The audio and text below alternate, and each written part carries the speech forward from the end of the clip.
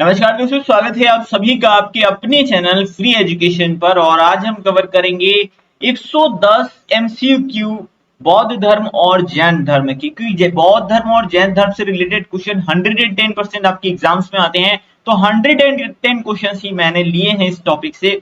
सारे ही questions cover कर लिए हैं और ये जितने भी प्रश्न मैंने यहाँ पर कवर किए हैं ये सारे ही प्रीवियस ईयर के क्वेश्चंस हैं, यानी इससे बाहर आपके एग्जाम में क्वेश्चंस नहीं देखने के लिए मिलेंगे। तो चलिए शुरू करते हैं। ए टू जेड कंप्लीट वीडियो है बौद्ध और जैन धर्म का, और एमसीक्यू फॉर्म में है तो आप भी प्रैक्टिस कर सकते हैं। आप चाहें तो इनके आंसर्स कमेंट बॉक्स में टाइप कर सकते हैं। पहला प्रश्न लेते हैं, महात्मा बुद्ध का जन्म किस स्थान पर हुआ था? तो महात्मा बुद्ध का जन्म लुम्बिनी में हुआ था, कपिलवस्तु लुम्बिनी में। और महात्मा बुद्ध की मृत्यु कहाँ हुई थी? तो कुशीनगर में हुई थी, याद रखिएगा कुशीनगर। कभी कभी एग्जाम में कुशीनगर की जगह कुशीनारा भी लिखा हुआ मिल जाता है, तो कंफ्यूज होने की जरूरत नहीं है।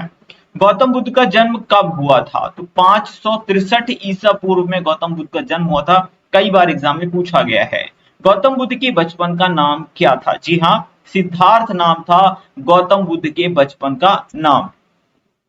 गौतम बुद्ध के बचपन का नाम सिद्धार्थ था, और गौतम बुद्ध की माता का नाम महामाया था, और पिता का नाम शुद्धोदन था। बौद्ध ग्रंथ की भाषा कौन सी थी? तो उस वक्त पाली भाषा काफी ज्यादा प्रचलित थी, इसलिए बौद्ध ग्रंथ की भाषा क्या है? पाली है। बहुत ज्यादा ये प्रश्न पूछा जाता है, एग्जाम में बार बार पूछा जाता है, तो पाली थी। अच्छा, बौद्ध धर्म के त्रिरत्न आप याद रखिएगा, बुद्ध धम्म और संघ। और ऐसे ही त्रिरत्न जो है ना, वो जैन धर्म में भी दिए गए हैं। वो हैं सम्यक दर्शन, सम्यक ज्ञान और सम्यक आचरण। तो बौद्ध धर्म के त्रिरत्न है बुद्ध धम्म संघ, और जैन धर्म के सम्यक दर्शन, सम्यक ज्ञान और सम्यक आचरण। इसके विषय में हम आगे भी चर्चा करेंगे। अगला प्रश्न है, बौद्ध धर्म के संस्थापक कौन थे? तो गौतम बुद्ध बौद्ध धर्म के संस्थापक थे। अगले प्रश्न की ओर बढ़ेंगे, गौतम बुद्ध के पिता का नाम क्या था? मैंने आपको इसी वीडियो में बताया, शुद्धोदन इनके पिता का नाम था। अगला प्रश्न है, गौतम बुद्ध की माता का नाम क्या था? तो गौतम बुद्ध की माता का नाम माया देवी। देखिए कहीं कहीं कभी कभी आपको महामाया लिखा हुआ मिल जाएगा, और कहीं कहीं पर माया देवी लिखा हुआ मिल जाएगा, तो बिल्कुल भी आपको कंफ्यूज होने की जरूरत नहीं है। ठीक है, बढ़ेंगे हम अगले प्रश्न की ओर। अगला प्रश्न है, गौतम बुद्ध की पत्नी का नाम क्या था? तो यशोधरा गौतम बुद्ध की पत्नी का नाम था। ये भी एग्जाम में प्रश्न पूछा जा चुका है। गौतम बुद्ध के पुत्र का नाम क्या था? राहुल नाम था गौतम बुद्ध के पुत्र का। ये भी रिपीटेड क्वेश्चन है। गौतम बुद्ध ने 29 वर्ष की आयु में गृह त्याग किया था, जिसे बौद्ध धर्म में क्या कहा गया था? तो बौद्ध धर्म में इस घटना को क्या कहा गया था? महाभिनिष्क्रमण कहा गया था। काफी ज्यादा रिपीटेड क्वेश्चन है, और ये भी प्रश्न पूछा जा चुका है कि गौतम बुद्ध ने कितने वर्ष की आयु में गृह त्याग किया था? तो 29 वर्ष की आयु में। यानी एक ही प्रश्न में आपके दो प्रश्न यहाँ पर कवर हो गए हैं, और इस घटना को महाभिनिष्क्रमण कहा गया था। गौतम बुद्ध ने अलार कलाम के बाद किस गुरु से शिक्षा ग्रहण की थी? देखिए गौतम बुद्ध के अगर प्रथम गुरु पूछे जाएं तो आप बताइएगा अलार कलाम, और दूसरे गुरु थे रुद्रक रामपुत्र। क्या नाम था इनका? रुद्रक रामपुत्र। ये अलारा कलाम के बाद गौतम बुद्ध के गुरु थे। तो याद रखिएगा, प्रथम गुरु अगर पूछा जाएगा तो अलार कलाम, दूसरे रुद्रक रामपुत्र। प्रश्न नंबर 12 है, गौतम बुद्ध को 6 वर्ष की कठिन तपस्या के पश्चात 35 वर्ष की आयु में किस नदी के किनारे ज्ञान की प्राप्ति हुई थी? तो निरंजना नदी या फल्गु नदी के किनारे इन्हें ज्ञान की प्राप्ति हुई थी। कितने वर्ष की आयु में ज्ञान की प्राप्ति हुई थी? ये भी आपको याद रखना है, 35 वर्ष की आयु में हुई थी ज्ञान की प्राप्ति। अगला प्रश्न है, गौतम बुद्ध को जिस स्थान पर शिक्षा या ज्ञान प्राप्त हुआ था वह स्थान क्या कहलाया था? वह बोध गया कहलाया था। क्या कहलाया था? बोध गया कहलाया था। और ये कहाँ स्थित है? बिहार में स्थित है। बुद्ध ने अपने सर्वाधिक उपदेश दिए थे, कहां पर दिए थे? तो सबसे ज्यादा उपदेश कौशल देश की राजधानी श्रावस्ती में दिए थे। याद रखिएगा, श्रावस्ती में मैक्सिमम उपदेश दिए थे गौतम बुद्ध ने। गौतम बुद्ध की मृत्यु कब हुई थी? तो 483 ईसा पूर्व में गौतम बुद्ध की मृत्यु हुई थी। कहां हुई थी? कुशीनगर में हुई थी। गौतम बुद्ध बौद्ध धर्म में भावी बोधिसत्व या भविष्य के बोधिसत्व किसे माना गया है? तो भविष्य के बोधिसत्व माना गया है मैत्रेय को। काफी इंपॉर्टेंट प्रश्न है और डिफिकल्ट क्वेश्चंस की कैटेगरी में आता है ये वाला प्रश्न। प्रथम बौद्ध संगीति हुई थी, तो प्रथम बौद्ध संगीति जब गौतम बुद्ध की मृत्यु हुई थी, जैसे उसके बाद ही हुई थी, तो 483 ईसा पूर्व में ही प्रथम बौद्ध संगीति का आयोजन किया गया था। किस बौद्ध संगीति में महायान संप्रदाय का उत्कर्ष हुआ था?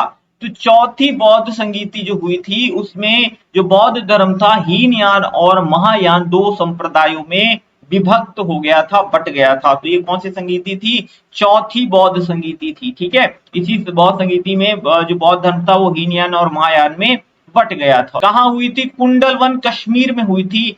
उस वक्त किसका शासनकाल था? तो कनिष्क के शासनकाल में हुई थी। अध्यक्ष रहे थे इसके वसुमित्र और उपाध्यक्ष थे अश्वघोष। ठीक है, तो ये चीज आपको यहाँ पर याद रखनी चाहिए। ये चौथी वाली बौद्ध संगीति थी। डियर फ्रेंड्स, आगे बढ़ने से पहले आप लोगों के लिए एक गुड न्यूज, हमारी अर्धवार्षिक करंट अफेयर्स की बुक लॉन्च हो चुकी है, जिसमें कंप्लीट इंपॉर्टेंट करंट अफेयर्स को 35 टॉपिक्स में कैटेगराइज किया गया है। इस टॉपिक वाइज करंट अफेयर्स की ई बुक को परचेज करके अपने एग्जाम्स में काफी बेहतर स्कोर कर सकते हैं। ये ई बुक आपके एग्जाम्स को ध्यान में रख करके ही बनाई गई है। साथ ही हमने सामान्य विज्ञान की ई बुक भी लॉन्च कर दी है। इनके लिंक्स आपको डिस्क्रिप्शन बॉक्स में मिल जाएंगे। अगर कोई क्वेरी होती है इन ई बुक्स के रिगार्डिंग तो वहां पर आपको व्हाट्सएप नंबर दिया गया है, आप वहां पर संपर्क कर सकते हैं। बढ़ते हैं आगे। अगला प्रश्न है, महात्मा बुद्ध के सबसे प्रिय शिष्य का नाम क्या था? आनंद नाम था। सबसे प्रिय शिष्य का क्या नाम था? आनंद नाम था। ठीक है, और प्रथम महिला शिष्या कौन थी? तो प्रजापति गौतमी, जो कि इनकी पालक माता बोले, इनकी मौसी बोले, प्रजापति गौतमी इनकी पहली महिला शिष्या थी।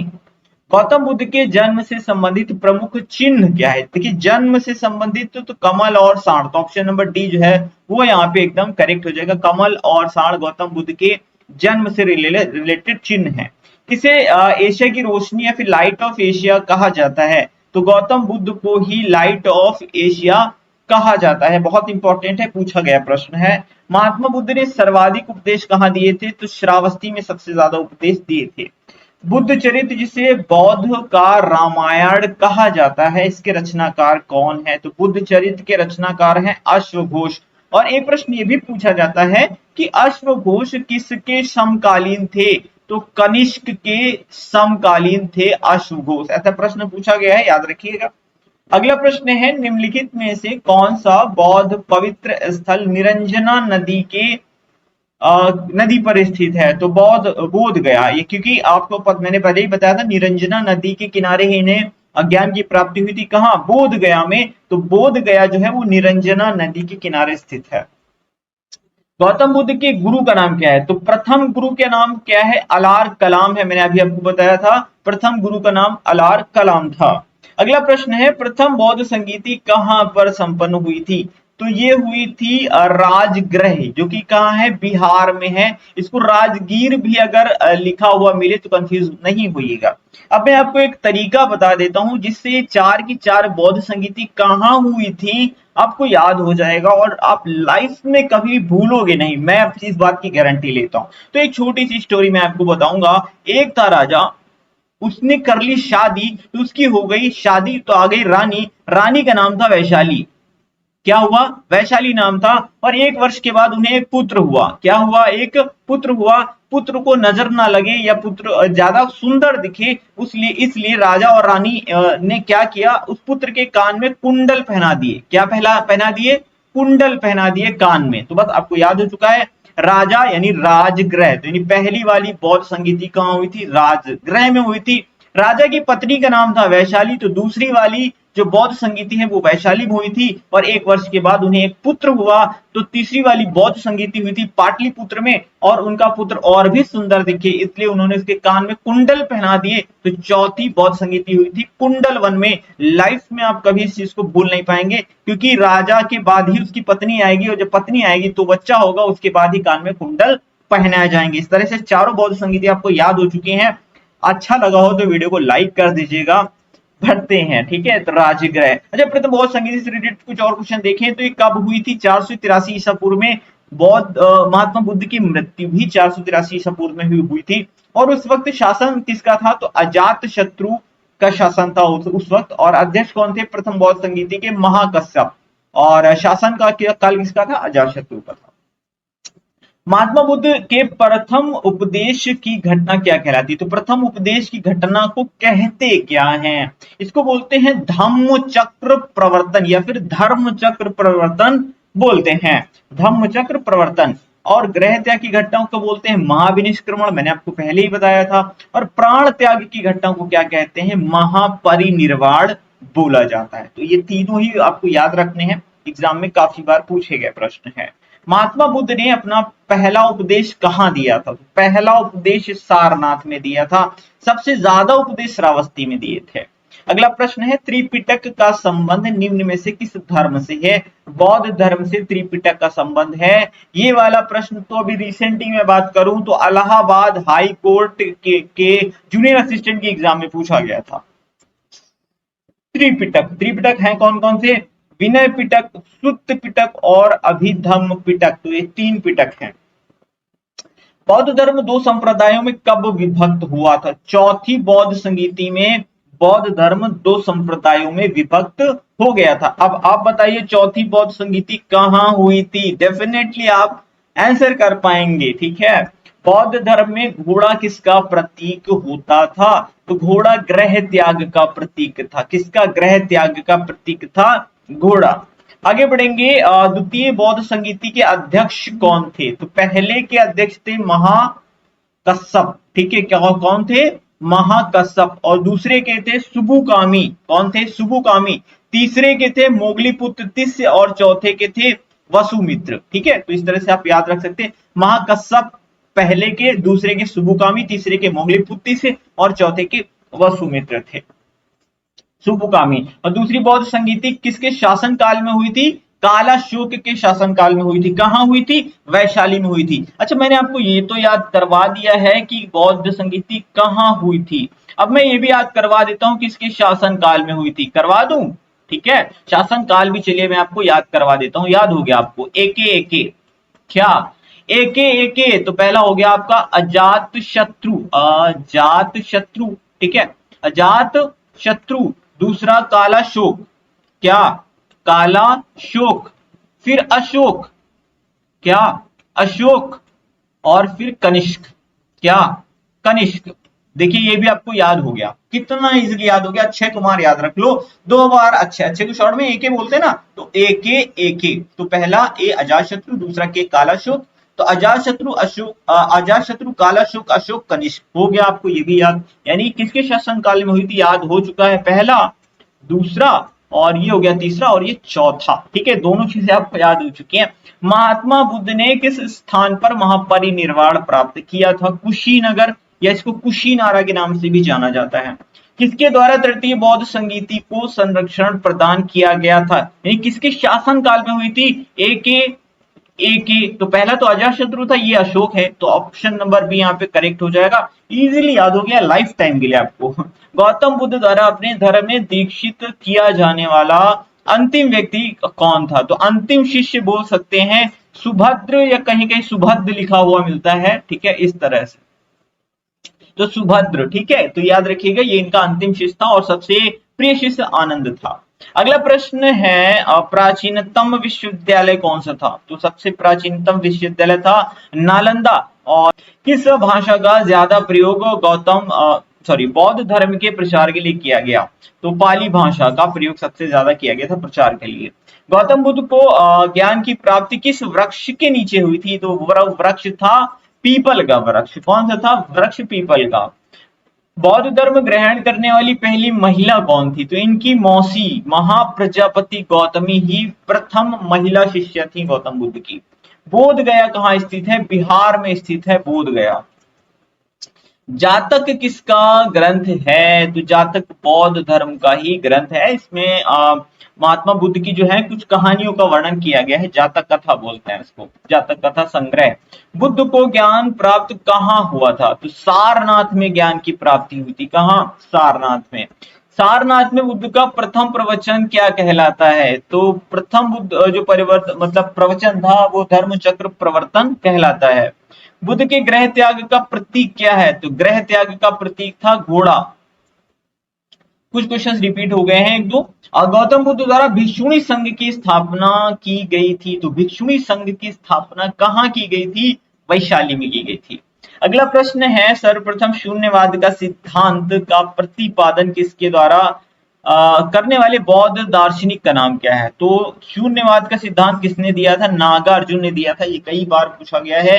नागार्जुन क्या थी? एक बौद्ध दार्शनिक थे। नागार्जुन किस शासक के समकालीन थे? कनिष्क के। किसके? कनिष्क की। ये प्रश्न ऑलरेडी एग्जाम में पूछा जा चुका है, इसलिए मैं आपको बता रहा हूँ। अगला प्रश्न है, नागार्जुन कौन थे? तो नागार्जुन एक बौद्ध दार्शनिक थे, एक महान गणितज्ञ थे, और इन्हें ही किसने कहा था? विंसेंट स्मिथ ने भारत का आइंस्टीन कहा था। क्या कहा था? आइंस्टीन कहा था। किसको कहा था आइंस्टीन? नागार्जुन को कहा था। क्लियर है? कनिष्क के शासन काल में चतुर्थ बौद्ध सभा समिति किस राज्य में आयोजित की गई थी? राजा, राजा की पत्नी, उनका पुत्र और फिर उसके कान में कुंडल। तो चौथे नंबर पे आता है कुंडल वन यानी कि कश्मीर। चौथी बौद्ध संगीति आपने बता दी है। तृतीय बौद्ध संगीति कहाँ हुई थी? राजा, राजा की पत्नी वैशाली और उनका पुत्र पाटलिपुत्र। तो तीसरी कहाँ हुई थी? पाटलिपुत्र में हुई थी। क्लियर है ना? लेकिन रिवीजन भी हो जाएगा, याद भी हो जाएगा हाथों हाथ आपको। अशोक के शासन काल में बौद्ध संगीति किस नगर में आयोजित की गई थी? तो एक एक मैंने आपको याद करवाया था। अब जहां पर भी हो तो ये तीसरी वाली बौद्ध संगीति अशोक के शासन काल में नजर आ रही है। तो अशोक, ठीक है, कौन सी है?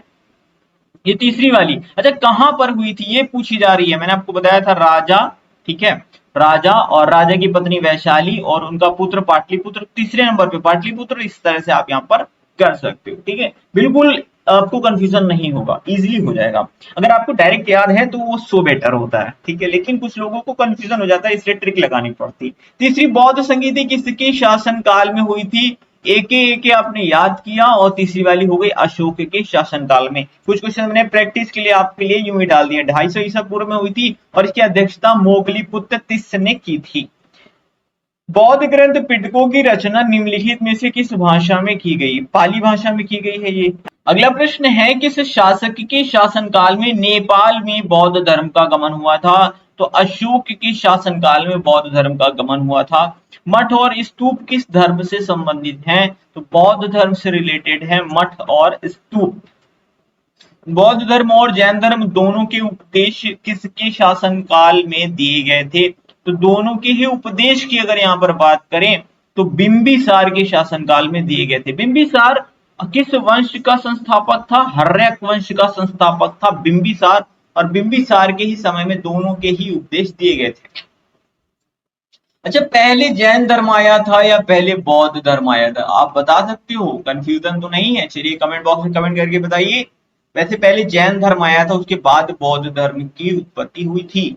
तो बुद्ध की मृत्यु के बाद प्रथम बौद्ध संगीति की अध्यक्षता किसने की थी? महाकश्यप। ठीक है, कुछ क्वेश्चंस पता नहीं क्यों रिपीट हो गए हैं। निम्नलिखित में से बुद्ध के जीवन काल में ही संघ प्रमुख कौन बनना चाहता था? इनके कजिन थे देवदत्त। ये खुद ही चाहते थे कि बुद्ध को हटा के हम ही संघ प्रमुख बन जाएं। गौतम बुद्ध ने अपनी मृत्यु के उपरांत बौद्ध संघ के नेतृत्व के लिए किसे नामित किया था? जब गौतम बुद्ध की मृत्यु हो रही थी तो उन्हें इस बात का आभास हो गया था, तो उसके बाद उन्होंने किसे संघ का नेतृत्व सौंपा था? किसी को भी नहीं सौंपा था। तो ऑप्शन नंबर डी यहाँ पर एकदम सही होगा। गौतम बुद्ध ने यही कहा था, हमने जो शिक्षाएं दी हैं आप उन्हीं का अनुसरण करेंगे। ठीक है, तो किसी को भी संघ का नेतृत्व नहीं सौंपा गया था। बौद्ध शिक्षा का केंद्र था, बौद्ध शिक्षा का केंद्र क्या था? विक्रमशिला विश्वविद्यालय। भारत में सबसे बड़ा बौद्ध स्तूप कहाँ है? सांची का स्तूप। कहाँ है? सांची का स्तूप है। भारत में सबसे प्राचीन विहार कौन सा है? नालंदा। ठीक है, कौन सा है? नालंदा। कश्मीर में कनिष्क के शासनकाल में जो बौद्ध संगीति आयोजित हुई थी उसकी अध्यक्षता किसने की थी? कश्मीर में जो आयोजित हुई थी वसुमित्र ने अध्यक्षता की थी। और उपाध्यक्ष कौन थे? अश्वघोष। कौन थे? अश्वघोष। ठीक है, अगला प्रश्न है, बौद्ध संगीति के 4 आयोजकों का सही क्रम क्या है? अब आप इस क्वेश्चन को इजीली लगा सकते हैं। इसका आंसर मैं आपको नहीं दूंगा, आप इसका आंसर कमेंट बॉक्स में टाइप करेंगे। अगला प्रश्न है, निम्न में से कौन एक त्रिपिटक का अंग नहीं है? तो त्रिपिटक का अंग विनय पिटक, सुत्त पिटक, अभिधम पिटक। तो जातक जो है वो पिटक का अंग नहीं है। भारत से दक्षिण की ओर के देशों में बौद्ध धर्म का कौन सा संप्रदाय, ठीक है, सांप्रदायिक नहीं, संप्रदाय प्रचलित हुआ था? ठीक है, जो दक्षिण दक्षिण में जो भी देश है, अपना भी दक्षिण भारत है, इसमें जो है हीनयान है। कौन सा है? हीनयान है। और उत्तर भारत जो है वो यहाँ पर महायान है। उत्तर भारत में महायान है और दक्षिण भारत में हीनयान है। अब ये हीनयान महायान होता क्या है? जो हीनयान होता है उसमें गौतम बुद्ध की प्रतिमा की पूजा नहीं की जाती है, ठीक है। ये गौतम बुद्ध के विचारों को फॉलो करते हैं। और जो महायान होता है उसमें गौतम बुद्ध की पूजा की जाती है, उनमें गौतम बुद्ध की मूर्ति की पूजा की जाती है और उनके विचारों को फॉलो किया जाता है। तो दक्षिण भारत में हीनयान या दक्षिण के देशों में हीनयान है और उत्तर के देशों में महायान है। अगला प्रश्न है, भारत के से उत्तर की ओर के देशों में बौद्ध धर्म के किस संप्रदाय का प्रचलन हुआ? तो उत्तर की साइड में जो है ये महायान, ठीक है, यानी मूर्ति पूजा की जाती है।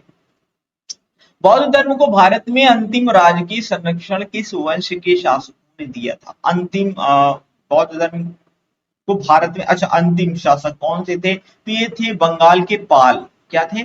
बंगाल के पाल थे। अगला प्रश्न है, अब हम जैन धर्म की ओर बढ़ चलते हैं। महावीर स्वामी के बचपन का नाम क्या था? तो वर्धमान नाम था महावीर स्वामी के बचपन का नाम। बचपन का नाम था वर्धमान, और पिता का नाम था सिद्धार्थ, माता थी त्रिशिला, पुत्री का नाम था प्रियदर्शिनी और इनके दामाद का नाम था जमाली, और जमाली ही इनके प्रथम शिष्य थे महावीर स्वामी के। महावीर स्वामी का जन्म किस स्थान पे हुआ था? तो कुंड ग्राम में या कुंडलपुर भी अगर आपको लिखा मिले एग्जाम में तो बिल्कुल कंफ्यूज मत होइएगा। जैन धर्म के 24वें तीर्थकर कौन थे? तो महावीर स्वामी जैन धर्म के 24वें तीर्थकर थे। पहले तीर्थकर का नाम था ऋषभदेव, 23वें थे पार्श्वनाथ और 22वें थे अरिष्टनेमी और 24वें महावीर स्वामी। अगला प्रश्न है, जैन धर्म में कितने तीर्थंकरों का वर्णन किया गया है? तो जैन धर्म में 24 तीर्थंकरों का वर्णन किया गया है और 24वें तीर्थंकर महावीर स्वामी थे। महावीर स्वामी के पहले शिष्य का नाम क्या था? मैंने आपको बताया महावीर स्वामी के जो दामाद जमाली हैं ये ही इनके प्रथम शिष्य थे। जमाली जो है वो महावीर स्वामी के दामाद थे। जैन धर्म में कुल कितने महाव्रतों का उल्लेख है? तो 5 महाव्रत दिए गए जैन धर्म में। कौन कौन से? सत्य, अहिंसा, आस्तेय, अपरिग्रह और ब्रह्मचर्य। तो ब्रह्मचर्य ये 5वां, पहले 4 थे लेकिन बाद में जो 5वां वाला महाव्रत था इसे महावीर स्वामी ने जोड़ा था। अस्तेय का मतलब याद रखिएगा, एग्जाम में पूछा जा चुका है। देखिए, सत्य का मतलब आप जानते हैं, अहिंसा का मतलब आपको पता है, हिंसा ना करना। अस्तेय का मतलब होता है चोरी ना करना। एक बार एग्जाम में पूछा गया था कि ये जो अस्तेय है इसका मतलब क्या है? इसका मतलब है चोरी ना करना, ठीक है। अपरिग्रह इसका मतलब होता है जरूरत से ज्यादा एकत्रित ना करना। बहुत सारे लोग होता ना कि वक्त लाखों करोड़ों कमा के रख लो, आगे 10-20 साल 50 साल तक की कोई टेंशन ना रहे। लेकिन अपरिग्रह का मतलब होता है जितनी जरूरत है सिर्फ उतना का इस्तेमाल करो, अधिकता में एकत्रित करने की जरूरत ना करो, मतलब एकत्रित ना करो। महावीर स्वामी ने 5वां महाव्रत कौन से जोड़ा था? तो 5वां महाव्रत जोड़ा था ब्रह्मचर्य, ये वाला महावीर स्वामी ने जोड़ा था, ठीक है। ये आपको याद रखना है, काफी इंपॉर्टेंट है। स्यादवाद का सिद्धांत किसके द्वारा दिया गया था? महावीर स्वामी की द्वारा दिया गया था। ये एग्जाम में बहुत बार पूछा गया है, लिमिटेड बार, ठीक है। जैन धर्म के त्रिरत्न में कौन शामिल नहीं है? सम्यक दर्शन, सम्यक ज्ञान, सम्यक आचरण, ये सब शामिल हैं। सम्यक भाषा शामिल नहीं है, तो ऑप्शन नंबर डी यहाँ पर एकदम करेक्ट हो जाएगा, ठीक है। सम्यक दर्शन, सम्यक ज्ञान, सम्यक आचरण, ये मैंने आपको पहले बताया था। जैन धर्म के त्रिरत्न हैं, बौद्ध धर्म के त्रिपिटक होते हैं और त्रिरत्न होते हैं बौद्ध धर्म में बुद्ध, धम्म, संघ। जैन साहित्य को किस नाम से जाना जाता है? आगम के नाम से जाना जाता है जैन साहित्य को। और इसकी भाषा कौन सी थी? तो प्राकृत भाषा थी। ध्यान रखिएगा, बौद्ध धर्म की भाषा पाली थी और जैन धर्म की भाषा प्राकृत थी। किस जैन संगति हो गया यहाँ पे में जैन धर्म 2 भागों में बंट गया था। यहाँ थोड़ा करेक्शन कर लेंगे, यहाँ पे जो संगीतियां हुई थी, 2 जैन संगीति हुई थी। तो प्रथम जैन संगीति जो थी इसमें जैन धर्म 2 संप्रदायों में बढ़ गया था। देखिए, बौद्ध धर्म में 4 बौद्ध संगीति हुई थी लेकिन जैन धर्म में सिर्फ 2 जैन संगीति हुई थी। प्रथम जैन संगीति में जैन धर्म जो था वो 2 भागों में बट गया था, श्वेतांबर और दिगंबर में बट गया था। कौन कौन से? श्वेतांबर और दिगंबर में विभाजित हो गया था। श्वेतांबर क्या होते थे? वे जो श्वेत वस्त्र धारण करते थे। दिगंबर वे होते थे जो महावीर स्वामी ने ज्ञान दिया है उसी के अकॉर्डिंग मतलब शब्दशः पालन करते हैं और वस्त्रों का त्याग करते हैं, दिगंबर। और श्वेतांबर क्या होते हैं? श्वेत वस्त्रों का धारण करते हैं। प्रथम जैन संगीति कहाँ पर संपन्न हुई थी? तो प्रथम वाली जो जैन संगीति है उसका आयोजन जो है वो पाटलिपुत्र में किया गया था। कहाँ पर किया गया था? पाटलिपुत्र में किया गया था। चंद्रगुप्त मौर्य के शासनकाल में ये किया गया था। अगला प्रश्न है, प्रथम जैन संगीति किसके शासनकाल में हुई थी? चंद्रगुप्त मौर्य के शासनकाल में हुई थी। और मैं खास बात बता दूं, चंद्रगुप्त मौर्य जैन धर्म को मानते थे और चंद्रगुप्त ने जैन धर्म की दीक्षा ली थी और इन्होंने अपने प्राणों का त्याग किया था। इनकी मृत्यु किसी युद्ध में नहीं हुई थी, इन्होंने धार्मिक तरीके से अपने प्राणों का त्याग किया था। उस विधि का नाम है सल्लेखना विधि, कहीं कहीं पर सल्लेजना विधि भी लिखा हुआ मिलता है। इस विधि के अंदर अपने आप को एक गुफा में बंद कर लिया जाता है और तब तक के भूखा रहा जाता है जब तक कि मृत्यु ना हो जाए। तो चंद्रगुप्त मौर्य ने इसी विधि से, सल्लेखना विधि से, कर्नाटक के श्रवणबेलगोला में अपने प्राणों का परित्याग किया था और ये प्रश्न बहुत बार एग्जाम में पूछा जा चुका है। चंद्रगुप्त मौर्य, तो प्रथम जैन संगीति चंद्रगुप्त मौर्य के शासनकाल में हुई थी और इसके अध्यक्ष याद रखिएगा, स्थूलभद्र इसके अध्यक्ष थे। द्वितीय जैन संगीति के अध्यक्ष कौन थे? तो देवर्षि क्षमा श्रवण ये द्वितीय बौद्ध संगीति के अध्यक्ष थे। और द्वितीय जो जैन संगीति के अध्यक्ष थे कौन?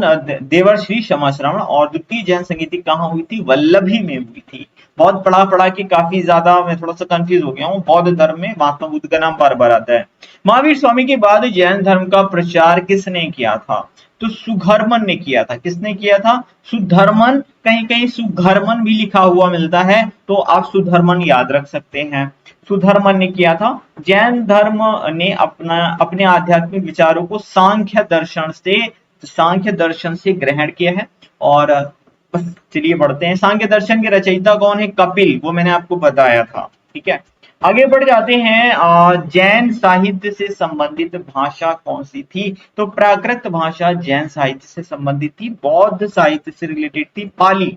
ठीक है, जैन साहित्य की बात हम करेंगे तो ये थी प्राकृत और साहित्य का नाम था आगम। प्राकृत भाषा की थी इसमें। महावीर स्वामी के जन्म किस क्षत्रिय गोत्र में हुआ था? जात्रिक, क्या जात्रिक में।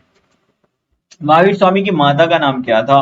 त्रिशला नाम था महावीर स्वामी की माता का नाम। महावीर स्वामी की मृत्यु कहां पर हुई थी? पावापुरी में हुई थी। याद रखिएगा, महावीर स्वामी की मृत्यु पावापुरी में हुई थी और गौतम बुद्ध की मृत्यु कुशीनगर में हुई थी। जैनियों के पहले तीर्थंकर कौन थे? ऋषभ देव पहले तीर्थंकर थे। महावीर स्वामी का मूल नाम क्या था? वर्धमान नाम था। मूल नाम क्या था? वर्धमान था। दिलवाड़ा की जैन मंदिर का निर्माण किसने करवाया था? तो दिलवाड़ा के जो जैन मंदिर थे उनका निर्माण जो है ना चालुक्यों ने करवाया था। अगला प्रश्न है, जैन धर्म का अद्भुत बिंदु क्या है? तो जैन धर्म का जो अद्भुत बिंदु है वो है अहिंसा। जियो और जीने दो, ये किसने कहा था? महावीर स्वामी ने कहा था। तीर्थंकरों के क्रम में अंतिम तीर्थंकर कौन थे? 24वें तीर्थंकर थे महावीर स्वामी।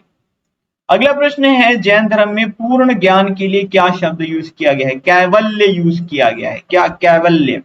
अगला प्रश्न है, आजीवक संप्रदाय के संस्थापक कौन थे?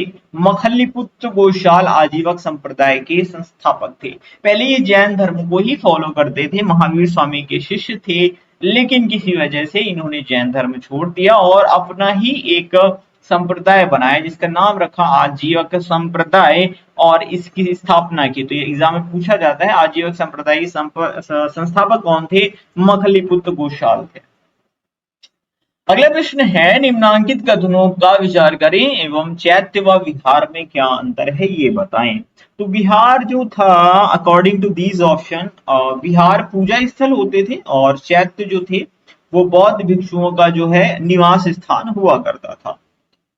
नहीं, उल्टा वो यहाँ पे लिखा हुआ है। दरअसल ये है, विहार जो है ये निवास स्थान हुआ करता था, चैत्य पूजा स्थल हुआ करते थे। ऑप्शन नंबर बी यहाँ पर मोस्ट अप्रोप्रिएट और एकदम करेक्ट है, ए नहीं करेक्ट है। स्यादवाद का सिद्धांत किस धर्म से रिलेटेड है? जैन धर्म से रिलेटेड है। अगला प्रश्न लेते हैं, जैन समुदाय में प्रथम विभाजन के श्वेतांबर संप्रदाय के संस्थापक कौन थे? देखिए, मैंने आपको बताया था जो प्रथम जैन संगीति हुई थी पाटलिपुत्र में, उसमें जो जैन संप्रदाय था वो दो भागों में विभक्त हो गया था। कौन कौन से? एक था श्वेतांबर और दूसरा था दिगंबर। ध्यान से सुनिएगा, कुछ खास चीजें मैं आपको बता रहा हूँ, ये प्रश्न एग्जाम में आते हैं तो काफी सारे लोग इन्हें छोड़ देते हैं, आप नहीं छोड़िएगा। तो जो श्वेतांबर के पक्षधर रहे हैं वो है स्थूलभद्र। क्या नाम है? स्थूलभद्र। और स्थूलभद्र ने ही प्रथम जैन संगीति का की अध्यक्षता की थी। इसमें दिगंबर के जो है वो है भद्रबाहु। कौन? भद्रबाहु। मेरी राइटिंग थोड़ी अच्छी नहीं होगी लेकिन आप समझ लीजिएगा। और जो दिगंबर हैं इसके जो लीड किया वो किसने किया? भद्रबाहु ने। और प्रथम जो जैन संगीत हुई थी इसमें भद्रबाहु ने पार्टिसिपेट नहीं किया था, तो आपको याद रखना चाहिए। इसका आंसर मैंने दिया, हाँ स्थूलभद्र यहाँ पे आंसर हुआ। प्रश्न नंबर 98 है, जैन धर्म का संकलन किस भाषा व लिपि में किया गया था? तो प्राकृत भाषा और अर्धमगधी में किया गया था। जैन धर्म श्वेतांबर और दिगंबर संप्रदाय में कब विभाजित हुआ था? किसके शासनकाल में हुआ था? चंद्रगुप्त मौर्य के शासनकाल में हुआ था। अब ये हमारा 100 हमने सेंचुरी मार दी। ऋग्वेद में किन दो जैन तीर्थंकरों का उल्लेख मिलता है? तो ऋग्वेद की अगर बात करें तो इसमें ऋषभ देव और अरिष्ट नेमि का उल्लेख मिलता है, याद रखिएगा, इंपॉर्टेंट। प्रश्न नंबर 101 है, महावीर स्वामी ने जैन संघ की स्थापना कहाँ की थी? तो ये पावापुरी में की थी। बहुत इंपॉर्टेंट प्रश्न है, जैन संघ की स्थापना पावापुरी में। अगला प्रश्न है, महावीर स्वामी की मृत्यु के बाद जैन संघ का अगला अध्यक्ष कौन था? सुधर्मन था। कहीं कहीं पर आपको सुधर्मन भी लिखा हुआ मिलेगा, तो आप बिल्कुल भी कंफ्यूज मत होइएगा। अगला प्रश्न है, अणुव्रत शब्द किस धर्म से जुड़ा है? तो जैन धर्म से अणुव्रत शब्द जुड़ा है। प्रश्न नंबर 104 है, जैन ग्रंथ कल्पसूत्र के रचयिता कौन है? भद्रबाहु जैन ग्रंथ कल्पसूत्र के रचयिता हैं। और मैंने आपको बताया था जो जैन संप्रदाय का दिगंबर वाली शाखा थी उसके अध्यक्ष भी भद्रबाहु थे। अगला प्रश्न है, परिशिष्ट प्रवर्तन जो कि जैन धर्म से संबंधित रचना है, इसके रचयिता कौन है? आचार्य हेमचंद्र इसके रचयिता हैं। प्रश्न नंबर 106 है, किस जैन रचना में 16 महाजनपदों का उल्लेख मिलता है? तो भगवती सूत्र में 16 महाजनपदों का उल्लेख मिलता है। 107 है, जैन धर्म को अंतिम राजकीय संरक्षण किस वंश के शासकों ने दिया था? तो ये किसने दिया था? तो ये दिया था गुजरात के चालुक्य ने। ठीक है, इंपॉर्टेंट प्रश्न है, याद रखिएगा। प्रश्न नंबर 108 है, अनिकांतवाद निम्नलिखित में से किसका केंद्रीय सिद्धांत है? तो जैन मत है, याद रखिएगा, काफी इंपॉर्टेंट प्रश्न है। अगला प्रश्न है प्रश्न नंबर 109, महान धार्मिक घटना महामस्तकाभिषेक निम्न में से किससे संबंधित है और किसके लिए की जाती है? तो ये बाहुबली से संबंधित है, याद रखिएगा। बाहुबली कौन है? जो प्रथम तीर्थकर थे, जैन तीर्थकर ऋषभ देव, उनके पुत्र हैं बाहुबली। ठीक है, तो ऋषभ देव के पुत्र हैं और इन्हीं से महामस्तकाभिषेक संबंधित है। और ये हमारा आखिरी प्रश्न है, महावीर स्वामी का प्रतीक क्या है? तो सिंह जो है वो महावीर स्वामी का प्रतीक है। अक्सर यहाँ से प्रश्न पूछे जाते हैं, सारे मैं आपको बताता हूँ इंपॉर्टेंट वाले। प्रथम तीर्थंकर ऋषभ देव, इनका चिन्ह है सांड। दूसरे तीर्थंकर अजितनाथ, इनका चिन्ह है हाथी। और 22वें तीर्थंकर अरिष्ट नेमि, इनका चिन्ह है शंख। 23वें तीर्थंकर है पार्श्वनाथ, इनका चिन्ह है सर्प। और 24वें तीर्थंकर महावीर स्वामी, इनका चिन्ह है सिंह। और तृतीय बौद्ध संगीति का आयोजन कहां पर किया गया था? इसका जवाब आपको कमेंट बॉक्स में टाइप करना है। किसके शासन काल में किया गया था, आपको ये भी टाइप करना है। अगर आपने ये दोनों चीजें टाइप कर दी, मैं समझ जाऊंगा वीडियो आपने बहुत ज्यादा ध्यान से देखा। उम्मीद करता हूँ वीडियो डेफिनेटली आपको पसंद आया होगा। लाइक शेयर सब्सक्राइब आपने कर दिया होगा। अपना वैल्यूएबल फीडबैक इस वीडियो के बारे में कमेंट बॉक्स में जरूर टाइप करें। मिलते हैं अगले वीडियो में। Thank you for watching.